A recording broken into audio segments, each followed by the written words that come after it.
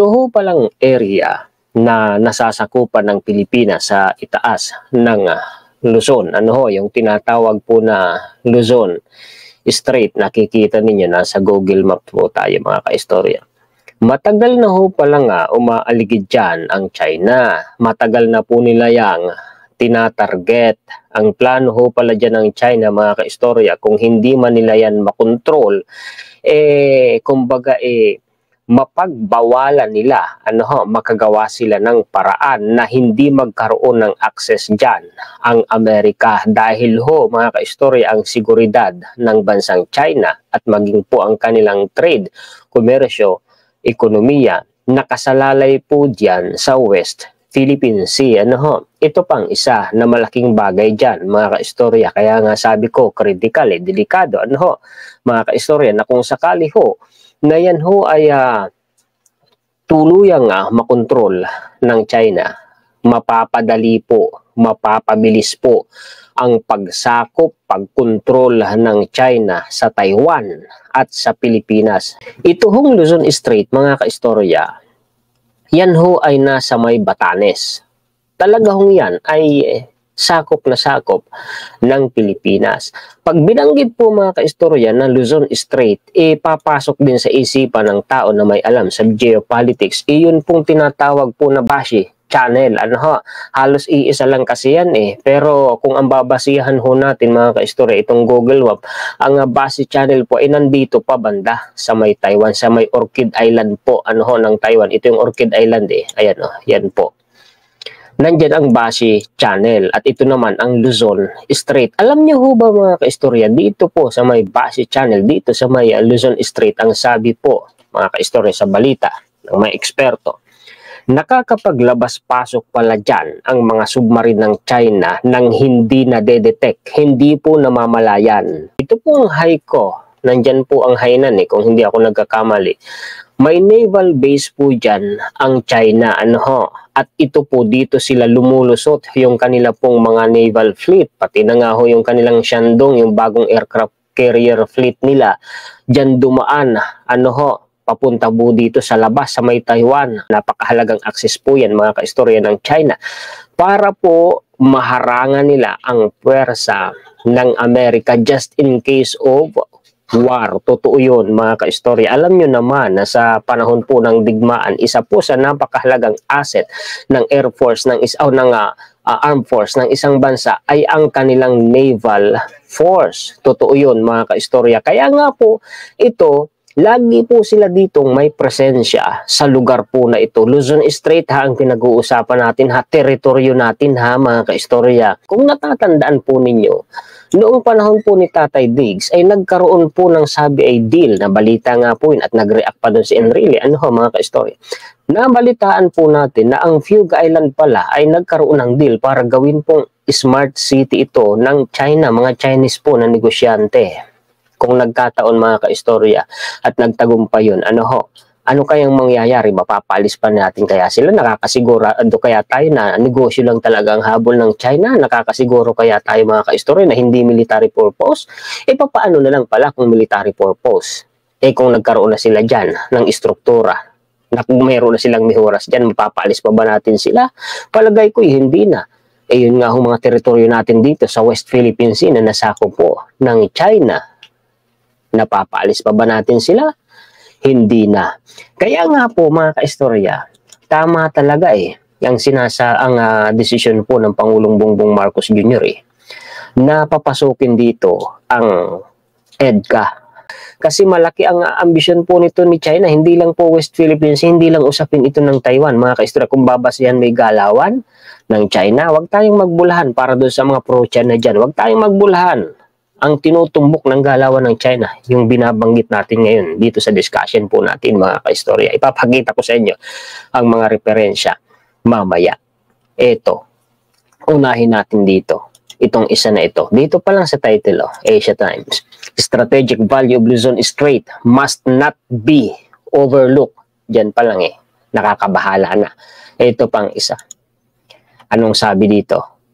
Philippines Bashi Channel barrier to Taiwan invasion. Anong ibig sabihin nun? Yung Bashi Channel ng Pilipinas o yung Luzon Strait, mga kaistorya, harang, depensa, sagabal sa China para sa kanilang invasion sa Taiwan.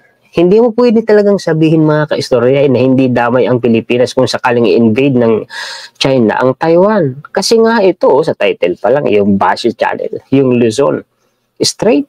Kita mo dyan pa lang, di ba, mga kaistorya? Bukod pa yung strategic location. Napakalapit talaga natin sa Taiwan. Ito na, pakita ko sa inyo ang referensya. Pakishare po at pakilike, mga kaistorya. Ito po.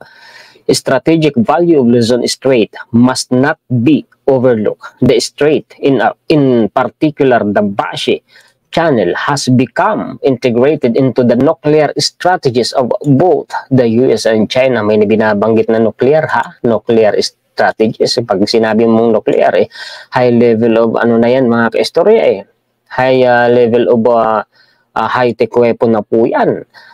A regional geopolitical attention shifts to Taiwan and Taiwan Strait. It is easy to overlook the Luzon Strait.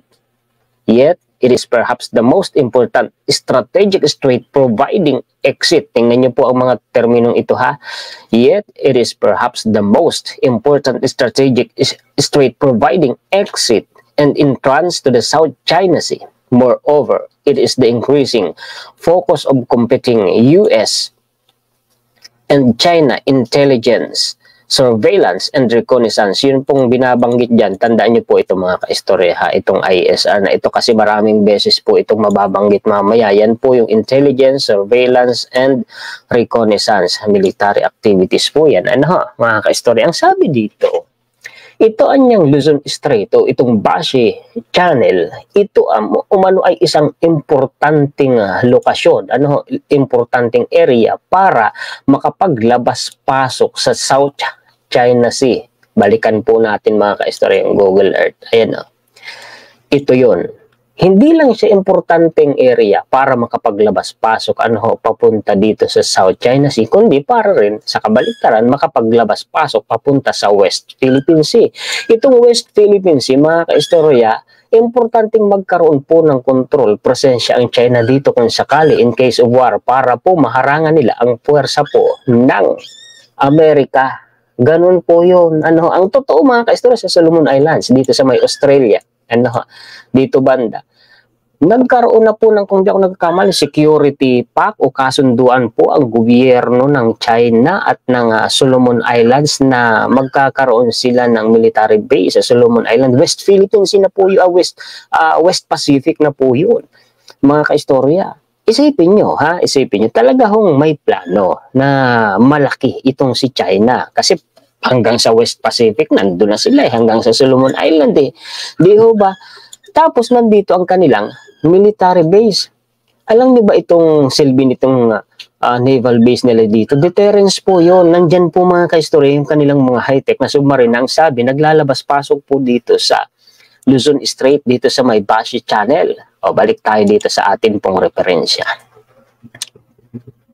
The Luzon Strait is situated between Taiwan and Luzon, the northern portion of the Philippine archipelago. It connects the South China Sea to the Western Pacific. Yun nga yung binabanggit ko sa inyo kanina South China Sea to Western Pacific. It is important for commercial shipping and cable communications that provide important links among Japan, South Korea, and Southeast Asia. Such cables are quickly becoming a security issue in the region. Hindi lang ho yan, mga kaistorya, dumadaan dyan ang commercial shipping, kundi pati na po yung tinatawag na cable communications. Ano ba yung cable communications? Undersea cable po yan. Cable po yan ng internet at telepono na just in case of war. Kung sakali na may access pala dyan, mga kaistorya, ang China dito. At ang dami pala dyang undersea cable. Paano na yon? Kung may access dyan ang China, kung sakali halimbawa sirain ng China yon, paktay na ang komunikasyon, internet at telepono, buong Southeast Asia, paktay na, mga kaistorya. Kaya nga ho, itong si Taiwan, Ito po ay nagpaplano na po silang magkaroon po ng access po doon sa network of satellite link na internet po ni Elon Musk. Ayan yun oh. Bakit? Gusto nilang makasure na kung sakaling i-invade sila ng China, kung sakaling sirain ng China ang undersea cable, dyan sa may base channel, mayroon pa rin silang access outside world. Once kasi mga kaistorya na nawalan sila ng komunikasyon, internet, telepono, paano na? Paano sila masasakluluan, halimbawa ng Amerika? Pati tayo, damay tayo doon. Kaya napakaganda talaga mga kaistorya, nandito ang presensya ng Amerika through EDCA dito sa Pilipinas kasi po nahaharangan ang China sa mga pinaplano po nila. Kaya nagmamarakulyo ngayon ang China. Unti-unti na ninyong naiintindihan, di ba? Beijing is developing what the US calls an access area denial strategy.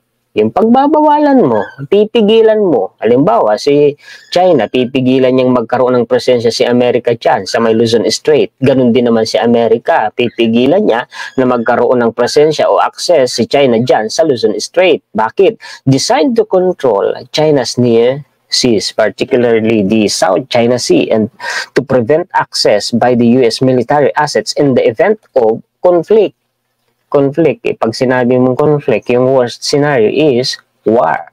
The US response is to prepare to cripple China's command, control, communications, computer, and ISR systems. Bakit? Pag napigilan kasi sila dyan ng Amerika, in case of conflict or war, mababalda sila, mapipilay sila ng Amerika. Pati yung communication nila, mahaharangan. Opo, wala na. Nandun lang sila, makukongest lang yung kanilang naval force dyan sa West Philippine Sea. Kung napaligiran na po ng pwersa ng Amerika at ng mga allied countries ng Amerika, yung base channel na yan, paano na? Kaya nga po mga kaistorya, yung posisyon po ng EDCA dyan sa may Cagayan, napakaganda po. Protection yun sa atin. Hindi lang para sa atin, sa totoo lang mga ka-story. Hindi lang pang rehiyon ng Southeast Asia, sa totoo lang. Kundi pang buong mundo. Seguridad ng buong mundo ang pinag-uusapan dyan. Hindi lang po Pilipinas at Taiwan. For China, the South China Sea has historically been its vulnerable underbelly. It also harbors its vital trade routes, especially for the flow of oil and gas imports. Totoo yun. Most important, the South China Sea provides relative sanctuary for its retaliatory strike nuclear-powered nuclear-armed submarines based on Yulin and on Hainan. These submarines are its deterrent against a first strike on it, something the US, unlike China, has not disavowed. Yun yung pinakita ko sa inyo kanina. Tingnan nyo, i-search natin, Hainan.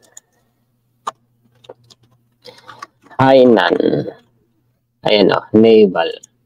Makikita nyo dyan. Ayan o, yung pinakita ko po sa inyo mga kaistorya. Ayan o, ito yun mismo. Ayan, nakikita ninyo yung mga pula na yan na parang tuldok. Yan po yan. Naval base po yan ng China. Nandyan po yung kanilang mga submarines. Naval fleet po nila.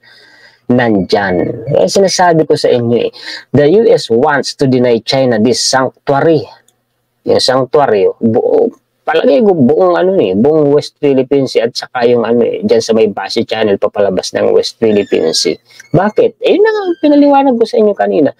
It uses ISR probes to detect and determine the capabilities of China's submarines as well as to track and in a conflict target them. So, in the event of conflict, China would want to avoid having its warships, warplanes, and especially its submarine battle up in the South China Sea where they can be easily detected and destroyed. Kaya sila nagmamarakulyo Kasi sa EDCA Kasi alam nila, vulnerable sila sa pag-atake ng Amerika. Just in case of conflict or war. Wala silang dyan, kawala Makukulong sila dyan sa West Philippine Sea. Kung magkakaroon ng matibay na stance ang Amerika, which is nangyari na kasi nandito na ang EDCA. Huwag nating sabihin Amerika lang, sa totoo lang. Protection natin yun Oo, wala nang ibang no choice na ang Pangulo eh. Kaya tama lang po talaga yung desisyon po niya, mga kaistorya. Isipin nyo, minomonitor sila ng Amerika, namomonitor sila ng Amerika. Kaya nagmamarkulyo sila dahil sa EDCA At tingnan nyo itong mga pro-China. Kaya kontrang-kontra sila Alam kaya nila yung plano ng China. Bakit hindi na sabihin ang totoo sa mga Pinoy? Bakit binubula nila tayo? Di ba mga kaistorya? Other straits bordering the South China Sea like the Malacca, Sunda, and Balabac Straits are too narrow and shallow for submarines to pass through undetected. The Taiwan Strait is adjacent to and heavily monitored by China as well by Taipei and the US. This makes Luzon Strait, ito na critical in all-out war. Tingnan nyo yung termino. All-out war. Because the nuclear submarines of both China and the US have a better chance of passing through it undetected. So the Luzon Strait, and in particular the Basi Channel, have become integrated into the nuclear strategies of both. Yun yung sinasabi ko sa inyo. Nuclear submarine ng China, di natin alam, sinusurvey na pala tayo. Undetected o nakakalabas-pasok daw dyan sa Basi Channel, Luzon Strait. Hindi natin nalalaman, di natin namamalayan.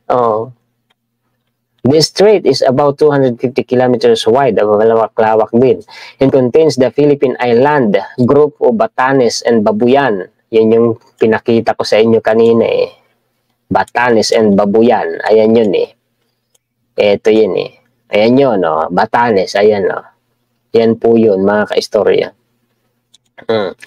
That are part of the province of Cagayan, north-south ridges, are the prominent topographic features of the Luzon Strait. There are several channels through the ridges, of which the widest and deepest is the Basi Channel. Basi Channel, binanggit na. But all of the channels are deep enough for the passage of submarine. Kaya napaka-importante po ng Luzon Strait, mga kaistorya, para sa China. Napapadali po yung kanilang plano Mapapadali. Ang problema, kaya hindi mo pwedeng sabing hindi po tayo apektado at wala tayong kinalaman sa invasion po just in case ng China sa Taiwan. Hindi po pwedeng sabihin Okay, base dito sa mga referensya po na tinatalakay po natin. Di ba mga kaistorya? The US already tries to detect and track China's nuclear submarines as they enter and exit, especially constructed subterranean homes and berths at Yulin. Indeed, this is the mission of many US ISR probes, including the 2001 EP-3 flight that resulted in a collision with the Chinese. Ayun pala yun.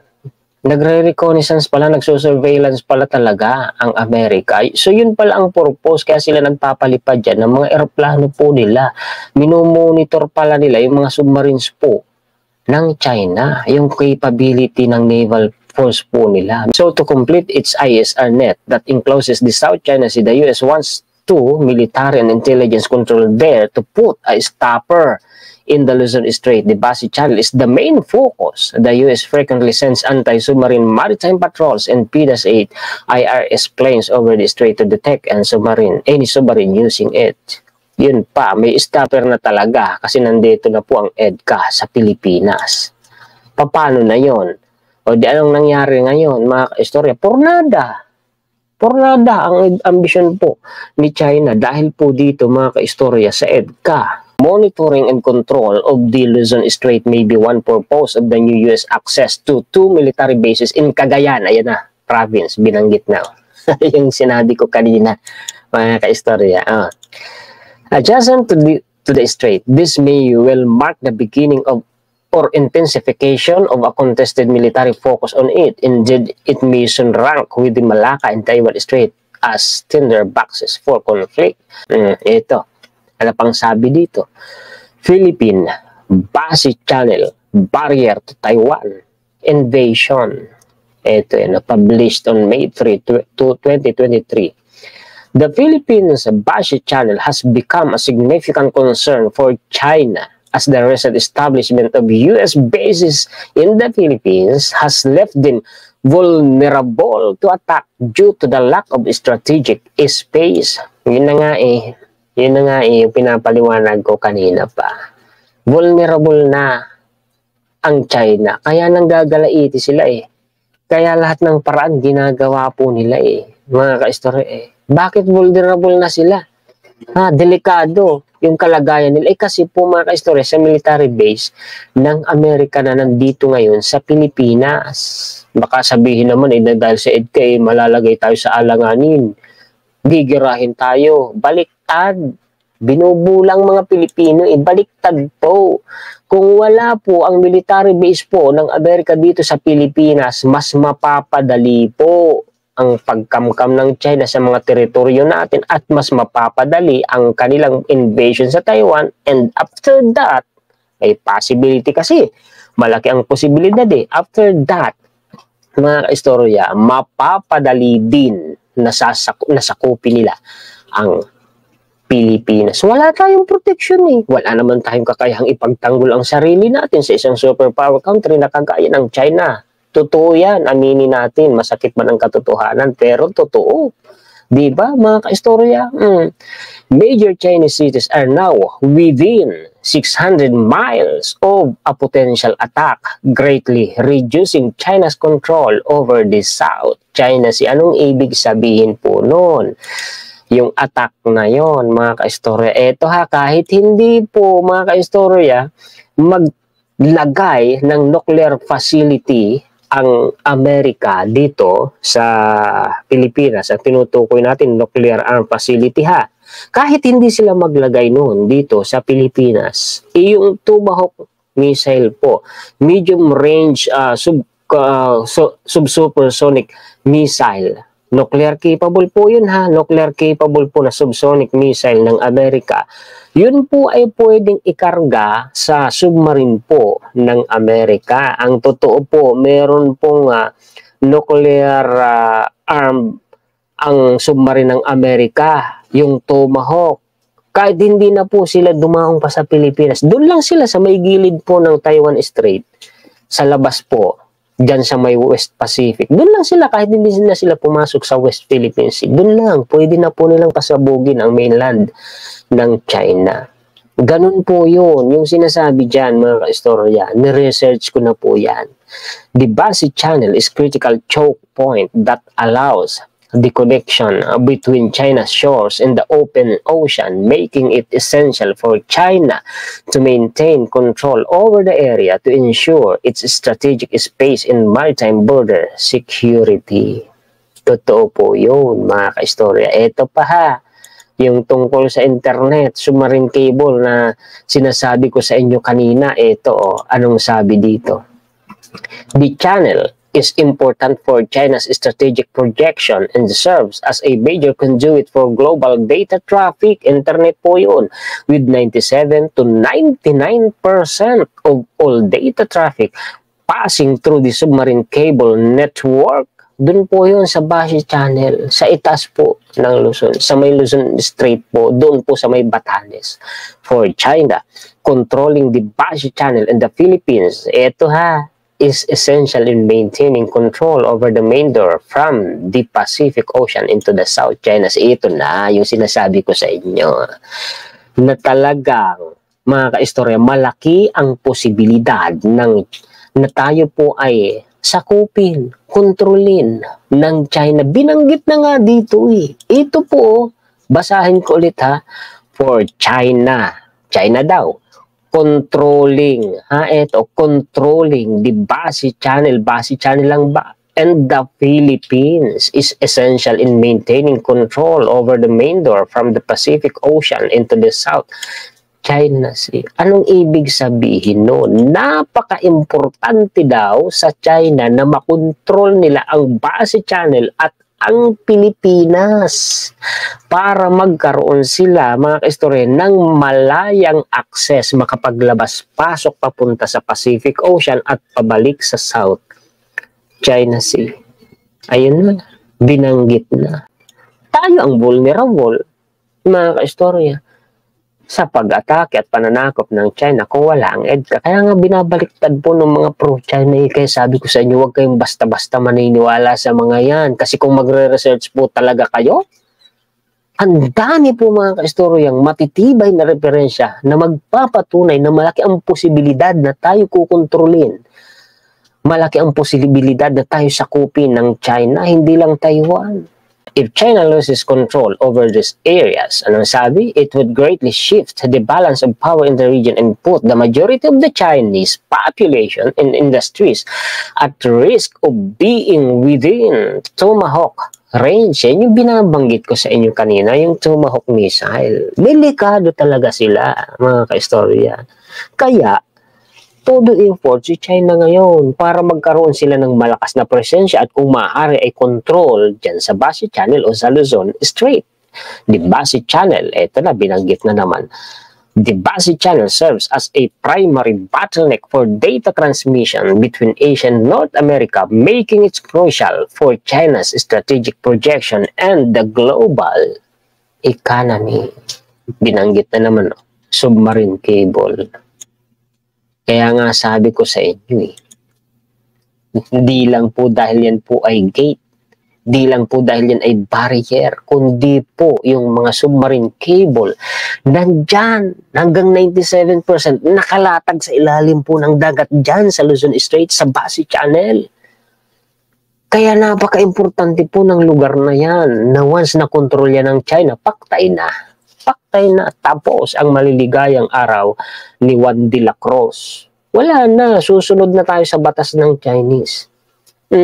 Ganun yun mga kaistorya. Ito pa anong katibayan na ang China talagang nagpapalakas dyan sa area na yun. Why China's military wants to control these two waterways in East Asia, the Basi Channel and Miyako Strait constitute critical choke points for Chinese military operations both along and beyond the so-called first island chain from Japan to Philippines. Yun po yun.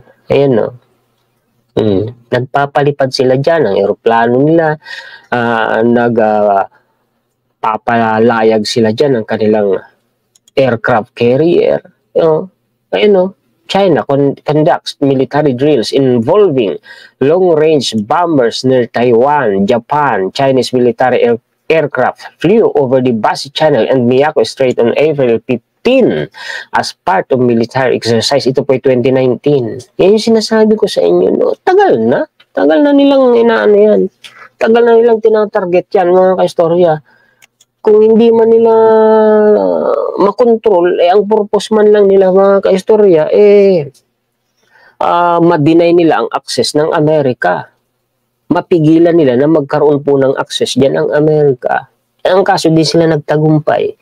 Kasi nga po, nagdesisyon po ang administrasyon ni PBB, ang papasukin dito ang Amerika through EDCA. Kaya tingnan nyo anong nangyari. Wala na, napurnada lahat ng plano ng China. Dahil po sa presensya po ng mga Amerikano dito sa bansa po natin. Ulit, protection po natin ng EDCA. Hindi po tayo kakalad ka rin ng EDCA.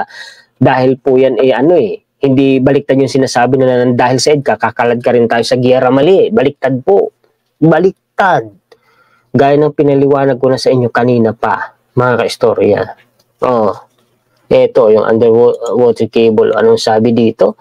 Ang nagsabi nito is si Manuel L. Quezon III, The Long View. Anong sabi dito? Palakihin ko nga. We ourselves are no strangers to the disruption cut undersea cables. Yung undersea cables yung submarine cables, yung internet at kable ng internet at telepono dyan sa Basi Channel. We ourselves are no strangers to the disruption cut undersea cables can cause in war and peace. Kung sakaling magkaroon ng gyera, mga kaistorya, apektado tayong lahat. Apektado tayong lahat. Once na yan nakat, yung submarine cables dyan, wala na. Kasi nga, delikado talaga Yung mga submarine cables, pwedeng putulin ng China yan kung makontrol nila ang Basi Channel, gasino lang putulin nila yan. Pag pinutil na yan, wala nang komunikasyon, paktay na. Ganun yun, mga kaistorya.